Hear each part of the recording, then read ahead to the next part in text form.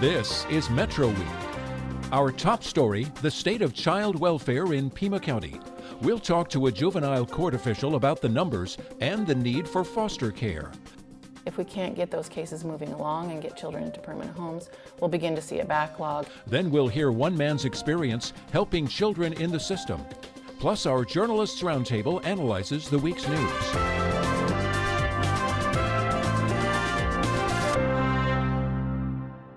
Welcome to Metro Week. I'm Andrea Kelly. 2 years ago, the Pima County Juvenile Court System experienced a jump in the number of children who needed foster homes. Now, as the court system faces likely budget cuts, I asked Chris Swenson-Smith for an update. She's the Child and Family Services Director for the Juvenile Court. That means she oversees parental custody cases. Chris, when we last had you in on one of our television programs, it was 2013, and the court was seeing a 30% increase in demand for foster homes and children in need of foster homes. Can you give us an update? Is that demand still rising? The demand isn't rising this year, although we have stayed at that high level that we were at in 2013 after a huge increase in 2012. But I expect that the number of filings of child welfare, dependency, child abuse, and neglect cases is going to go up after some of the state budget cuts to services that families need. What makes you think that? Can you go into a little more detail? Well, in 2012, we had a 50% increase in cases just in 1 year, and it was just on the heels of some major services cuts to children's family services at the state level. One example might be the child care credit for people to help get daycare paid for. Is that an example of something you might be referring to? Yes, subsidized daycare is a huge one. Other kinds of services to families, mostly behavioral health services, treatment, counseling for children and families. Housing is always a problem. It's one of the things that puts children at risk if parents don't have adequate housing. Food stamps and TANF or welfare, and the cuts there, and the cuts in Medicaid as well. So you're mentioning housing as an issue on the front end that might cause a child to come into the court system. What about after that? Are there enough foster homes, foster services in Pima County? There haven't been for a long time. That's definitely something that we need help with in Pima County. Obviously, the better thing would be to put in some prevention services so children wouldn't get to the point where they'd have to be removed from their parents' care. But once they are, it's really, really vital that they're in a safe place to reduce the amount of trauma that they're feeling. And so there's always a big push for foster homes. If someone in the community really wants to help and they're unable to be a licensed foster home for some reason, they can always be a court-appointed special advocate, and doesn't require them to have a child in their home, but they become that voice for that child as they're going through the court process, and really important for the judge to hear from about the specific needs for a child. How do you convince people to either be a foster parent or a court-appointed special advocate? That's kind of you're asking people to open up their hearts, their time, maybe their emotions, their energy. All of those things, and we really don't convince them. I think they are compelled.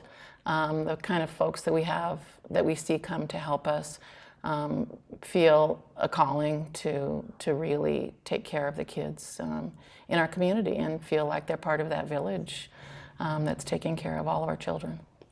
Can I have you kind of describe the difference or what your relationship is with the state? We've got the State Department of Child Safety, is that right? Department of Child Safety. And then we have the Pima County Juvenile Court System, of which you are a piece of that. Right.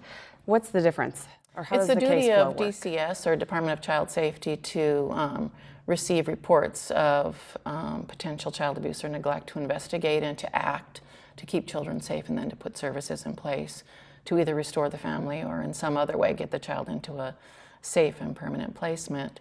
So when they do remove children, by law, they have to file a petition with the juvenile court, and that's where we begin to work together. So we've always been strong collaborative partners.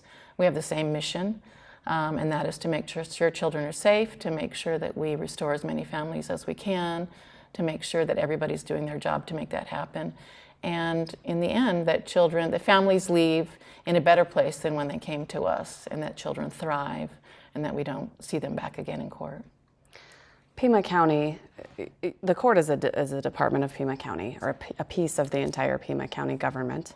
Yes. And Pima County is expecting to have to make some budget cuts this year because of some of the decisions the state budget made.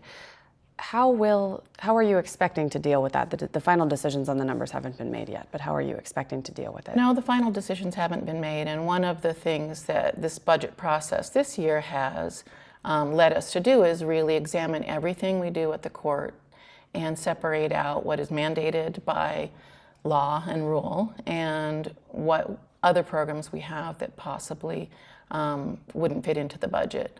So we've found ourselves in the position of justifying some of the things we do at the court, like some of our problem-solving courts, Family Drug Court, Youth Recovery Court, our mediation program, things that aren't mandated, and yet without them, we wouldn't be able to move cases along. So that high-level number of cases that I talked about, we're talking about 3,800 dependent children right now. And if we can't close some of those cases, and we close them with the help of some of these programs that I just referred to, if we can't get those cases moving along and get children into permanent homes, we'll begin to see a backlog, and then we won't be able to do some of our mandated duties at the court. So some of the programs that you offer or that you use to do your ultimate job could be scaled back or even eliminated? Is that what you're saying? I think that once our budget decision makers see the outcomes and the effect of some of these programs, and I think we've done a good job to show what those are, they will see that it would actually be not cost effective to cut any of those, that it would actually cause problems down the road, not just for our budget, but for the courts and for the families ultimately that we serve.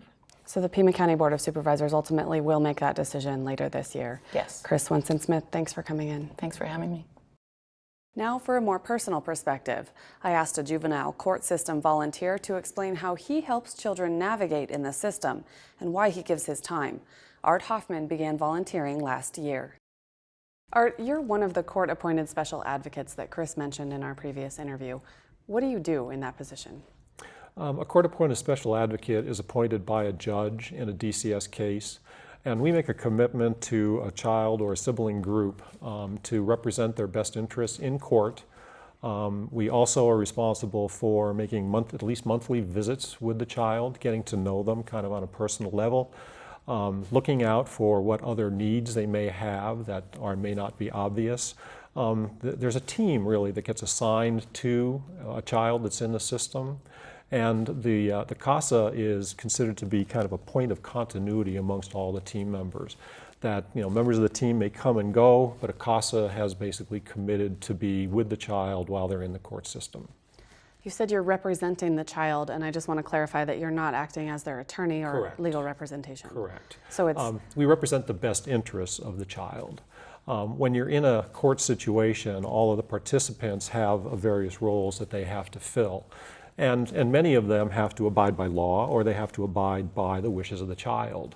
Whereas a CASA, we are independent, right? We're volunteers, we're appointed by the judge, and we're really trying to look out for the best interests of the child and try to represent that in the court setting.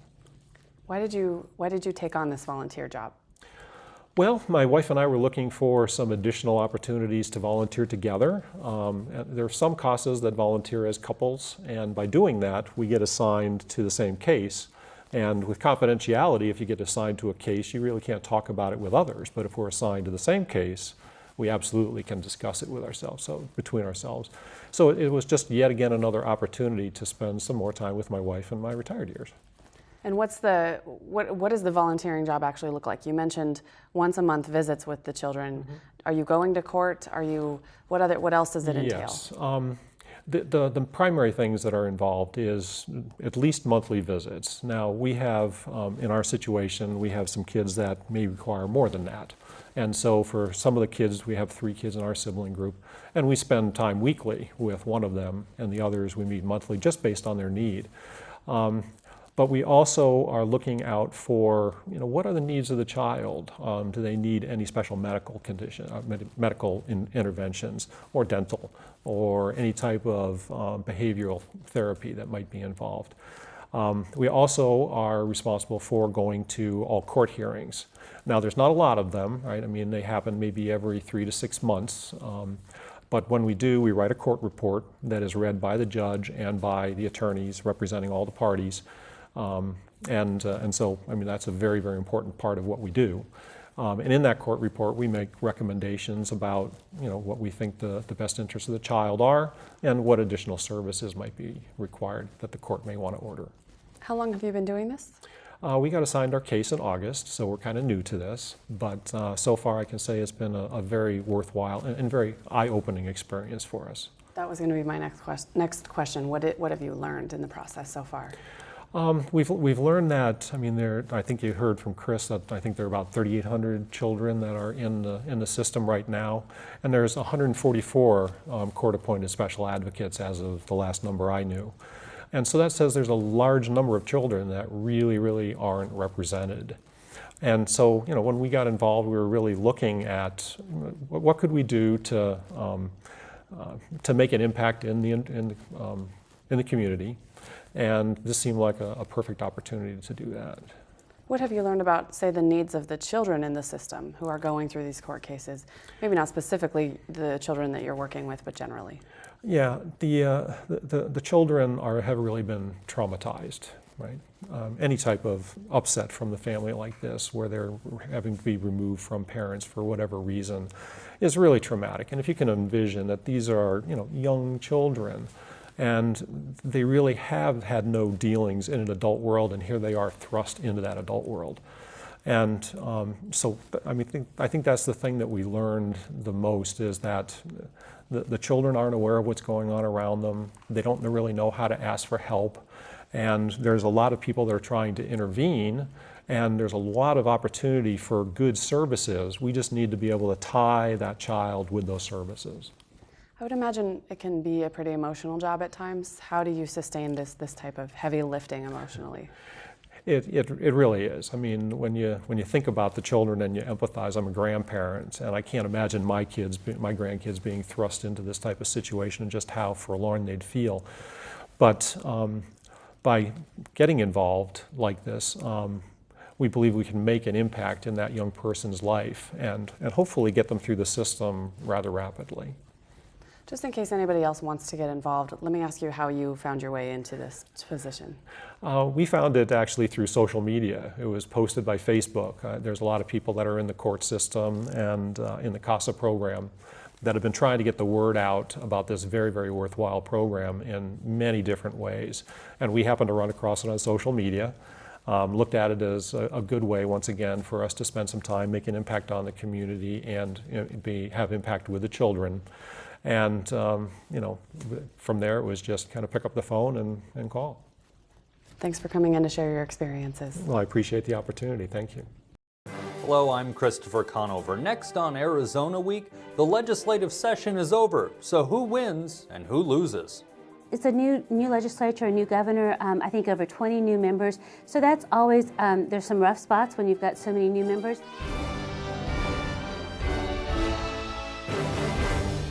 Now our Journalist Roundtable. Joining me in the studio this week are Amanda LeClaire, my colleague at Arizona Public Media, Mari Herreras of Tucson Weekly, and Dan Shearer of the Green Valley News and Sahuarita Sun. Thank you all for coming in this week. Amanda, we're going to start with you. We talked about the Pima County juvenile court system kind of broadly and children who are removed from their homes for various safety reasons. But you've been covering a real specific topic in the county juvenile court system, and that is the family drug court. So let's start by explaining what that is. Well, Family Drug Court is this voluntary program within the juvenile court system in Pima County, and it's really an interesting program. They've had a marvelous success rate, actually, of 9 out of every 10 families that come into the Family Drug Court becoming reunited after they've finished the program. So parents who have had their kids taken away by the state, who have had charges of alcohol or drug abuse, can go into the program and be there for 8 months, maybe a year and a half, and when they graduate, they have a 90% chance of having their children returned. The difference being that there's special services offered in the family drug court versus just going through a normal court system? Yeah, absolutely. I mean, they do have a court and they do have a judge, and you stand and you talk to the judge, so it's got all of that as a normal court system does, but it's much, much friendlier and it's much more family oriented. And as well as having that atmosphere, they have a person called a recovery support specialist. And this person is trained to help people through their substance abuse problems. And not only do they have that training, they've actually been through substance abuse themselves. So a person that I spoke to in my story was Linda Perry, and she works for Pima County. And she had a long, long history of substance abuse. But after she turned her life around, she entered the court system and she began, helping people, overcome their own abuse. And she had a really interesting story. And as we heard Chris Swenson-Smith say, there's going to be some budget cuts for the county as a whole, including the court system. What do we know so far about how those could affect the system? Well, what we know right now is that Pima County could be facing a $23 million deficit for this upcoming fiscal year that begins on July 1st. As of right now, $6 million might be taken away from the Pima County Superior and Juvenile courts. They're going to share that burden. But Juvenile court's going to take most of that. They're going to take a 15% reduction as of right now. We're going to find out more as these county budget hearings continue. And do we have a timeline for those? Well, right now we've been through one. The next one will be April 14th on Tuesday, and that's only the second of 7 hearings in total. So we've still have a long way to go. And we should just say that the deadline is for setting the new budget is June 30th, the end of this fiscal year before the beginning of the next fiscal year. That's when the county needs to decide how to spend the money.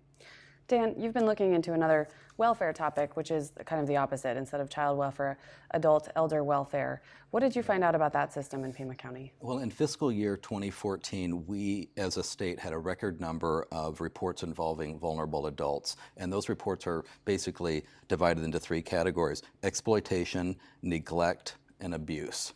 And statewide, we had about 11,000 reports, a little bit more than that. And that was up about 80% from 4 years earlier. So a huge number of reports. But what's very interesting is that very, very few of them are substantiated. In fact, in Pima County, out of 2,400 reports last fiscal year, just 150 were actually substantiated. Do we have any information on why they are so hard to prove? Well, the first thing is that you're dealing with an overwhelming number of cases that are unreported. So the interesting thing is what we don't know. And the best guess is that about 85% of cases are not reported. So the problem is bigger than 150 real cases in Pima County. Lots of reasons that these cases are not substantiated. Some of it is that you're dealing with victims who simply don't know how to advocate for themselves. Next is that there are a lot of cultural issues. There's some people who believe that outsiders just shouldn't be brought into family type of disagreements. Also, Adult Protective Services will not go onto a reservation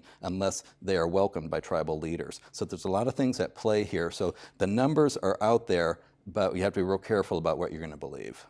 And did you find any trends in the numbers in terms of what's being reported or what the numbers show?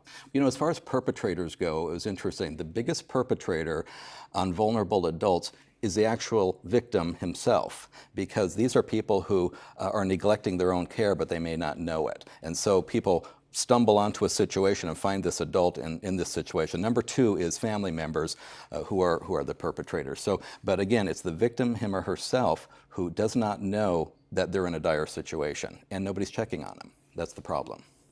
All right, and so this is also part of the overall human welfare system in the county. And Mari, I would like to have you touch a little bit more on the specifics of the county budget. As Amanda said, we're working through this process, but in the last few years, the county, is working through its own budget process. In the last few years, the county administrator has said he wanted to protect the courts and the sheriff's department, those public safety, public welfare departments.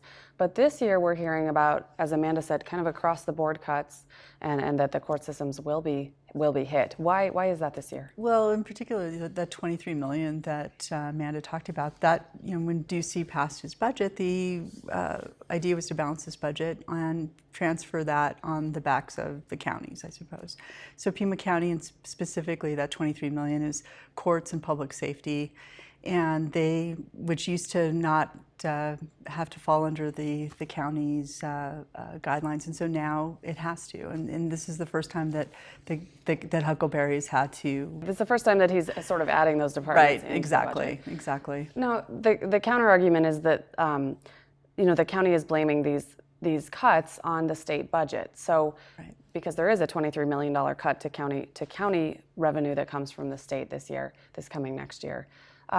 Is that really a state issue? Could the county be managing its money differently? Where do you fall on that? We haven't seen, one of the things that used to happen every year, we'd see an alternative budget that would get released. I haven't seen that yet from the Republican side of the Pima County Board of Supervisors. I assume we will be seeing that during this hearings process, which has started this week.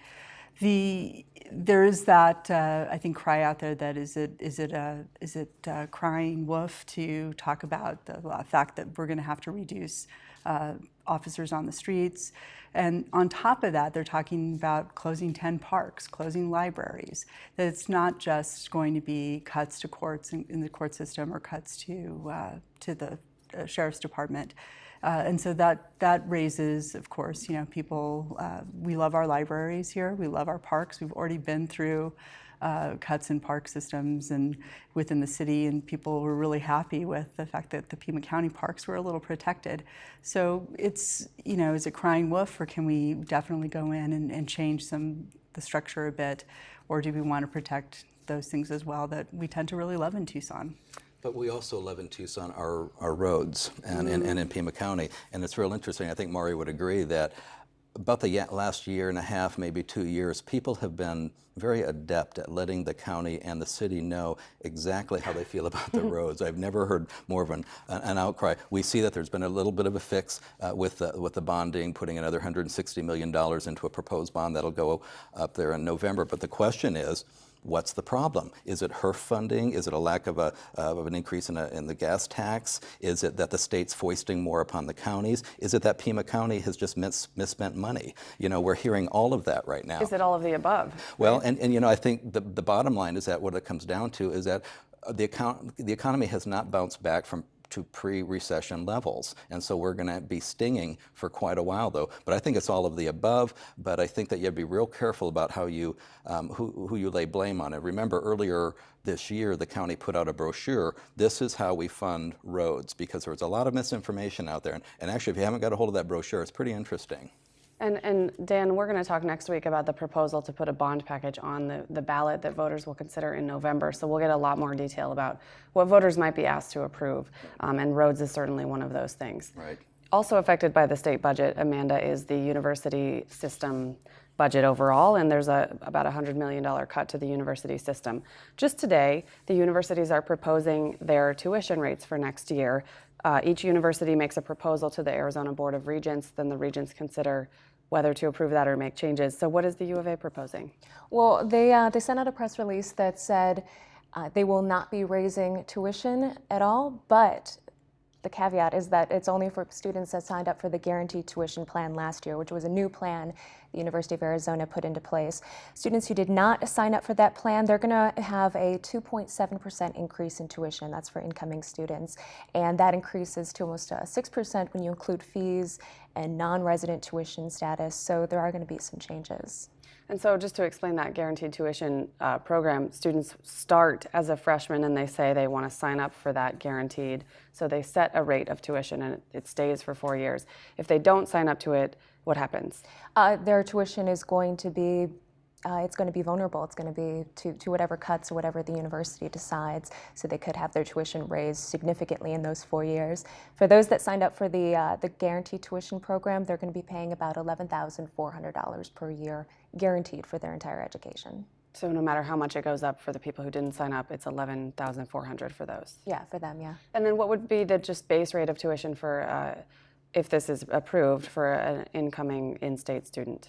Well, in-state students are going to be paying about $10,800 this roughly. year if they're not on the guaranteed program. Well, that's going to be next year. Or next year. So this is what they decided. There will be that 2.7-ish% increase in tuition. So they're going to be paying about $10,800 per year. And as we said, Mari, this is the very beginning of the process. It was just released today, this proposal. What do you think reaction is going to be?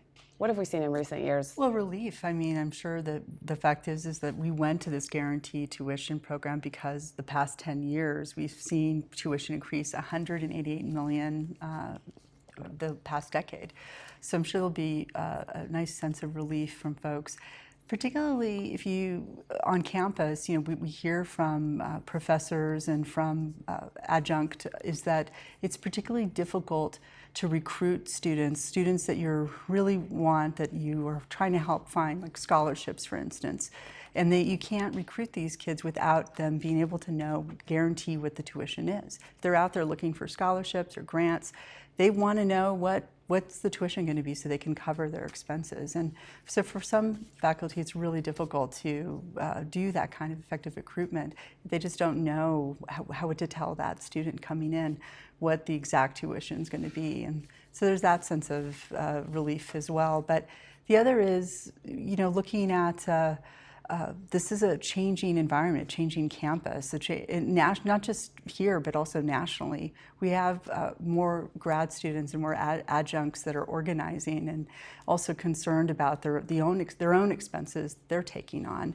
And this is now a campus that pays for research on the backs of its students and graduate students too. And is that right? Is that the right thing to do?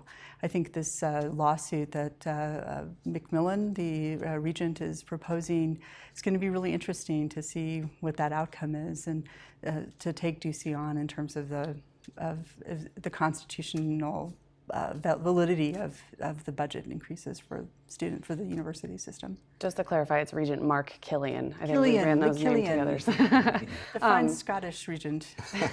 And yesterday, or this week, Governor Doug Ducey, who is a member of the Board of Regents, addressed the board and said that he would like the Board of Regents to try to keep college as affordable as possible. And I just wondered if you think that's possible given that there are state budget cuts to higher education. Do those things square? Affordability during cuts? Well, I like the proposal of the U of A. They're working toward making that possible. I guess they took what he said to heart and are going to honor that. But I think, the South, I think what we heard from the announcement today is the South campus is going to be taking on the budget cut, the increases. And that's a campus of commuters, a campus of people returning to school, a campus of kids who can't come into Tucson to go to the U of A and that kind of thing. And is that necessarily the right population for us to also ask to pay more in tuition? But just look how we're discussing this. We're talking about what U of A is doing, what ASU is doing, what NAU is doing. And I'm thinking, no, they all three need to get together, get rid of redundancies, save some money, because while this guaranteed tuition program is a very positive outcome to a very difficult situation, it's not a long-term solution. There are going to have to be some cuts, because I don't think that the state's going to come back and restore a whole lot of that money that's been cut over the last few years. Where did the cuts happen then? Yeah, that's a good question. I don't know that we are qualified to answer that, but I can tell you that there are redundancies among the three universities, but we tend to be silos here, and they tend to not work as well together as they should. But now they're dealing with my money and your money and taxpayer money, and it's not just a question of whether I'm going to have to pay my kids' tuition. It's a question of really what is this going to cost us as a taxpayer? And it's almost, I know it's difficult to look like that at it like that, but I think the universities really got to get their heads together and come up with some solutions, because this guaranteed tuition program is just going to be a drop in the bucket. You're talking about a unified front from the schools. Well, really, yeah. And again, and at the risk of offending, I think a lot of them are into empire building on their campuses. And you have to push that aside and say, okay, what's going to be best for the students? What's going to be best for the taxpayers? Because now the state has forced them to think about every penny that they're spending. And what, again, not getting rid of programs, but maybe consolidating them on campuses, I don't know. Well, one thing on that note that Governor Ducey did also say yesterday to the regents was that he wanted them to focus on, to focus on quality at this point and not necessarily growth, which for some of the schools could be a shift in thinking from the past few years. Right, I agree. And then one of the burdens, of course, that the universities have that the community colleges don't is research. And that's something that a lot of us just don't understand. But is there a lot of fat in the university system? I think there is. I think that it's going to be really tough to get people to give that up, because they're almost like law enforcement, where they're not used to the city or the town coming after them and saying you have to make cuts. So academia, I think, got a real big wake-up call with the state budget this year. Dan, I'm going to ask you to do a real quick topic change because I do want to acknowledge that former Arizona Governor Raul Castro died today. And I just want to ask you about his legacy. We've got about 30 seconds left. Well, you know what? His legacy really is just what we're talking about. It's education. He would tell you that that's what pulled him out of poverty, and he has quite a story. But I'll tell you this, I don't think it's just education. I think it's also hard work, because that's what was the man's hallmark. All right, thank you all for coming in today. I really appreciate your time here and giving us your point of view on the stories. That's our show for this week. Thanks for watching. Before we go, we want to remind you that our website houses all the stories we produce at Arizona Public Media, including those that aired on our other TV shows and on the radio on NPR 89.1. Next, Arizona Week wraps up what did and did not happen during the legislative session.